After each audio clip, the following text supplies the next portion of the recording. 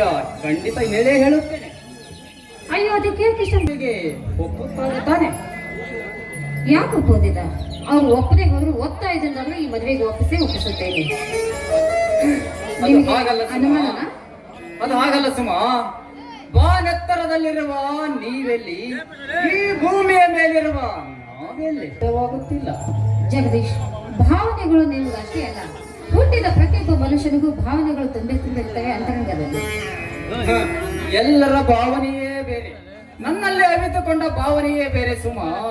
ನಿನ್ನಂತ ಕೋಮಲಾಂಗಿಯನ್ನು ನನ್ನ ಪ್ರೇಮದ ಅರಮನೆಯಿಂದ ದೂರ ಮಾಡಿ ನನ್ನ ತನವನ್ನು ನಾನೇ ಘಾಸಿ ಮಾಡಿಕೊಳ್ಳಲಾರೆ.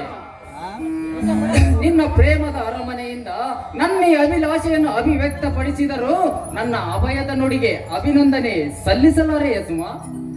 ನೋಡಿ ಜಗದೀಶ್, ಅದು ಅಲ್ಲಿ ಬಳ್ಳಿ ಆ ಮರವನ್ನು ಹೇಗೆ ಬೆಳೆಸಿಕೊಂಡಿದೆ ಅಂತ.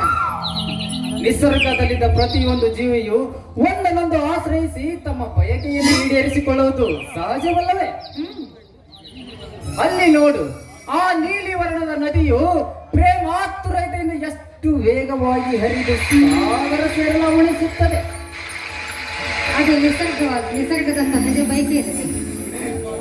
ಅದಕ್ಕಾಗಿಯೇ ಈ ಸುಮ ಎಂಬ ಸುಮದ ಮಕರಂದ ಇರಲು ತುಂಬಿಯಾಗಿ ಬಂದಿದ್ದಾನೆ ಈ ನಿನ್ನ ಜಗದೀಶ್.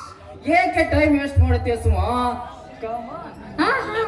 ನೋಡಿ, ಇಲ್ಲಿ ಕುಳಿತವರೆಲ್ಲ ನಮ್ಮನೆ ನೋಡ್ತಾ ಇದ್ದಾರೆ. ಇದೇನು ನಮಗೆ ಹೊಸತಲ್ಲ ಬಾ ಸುಮ.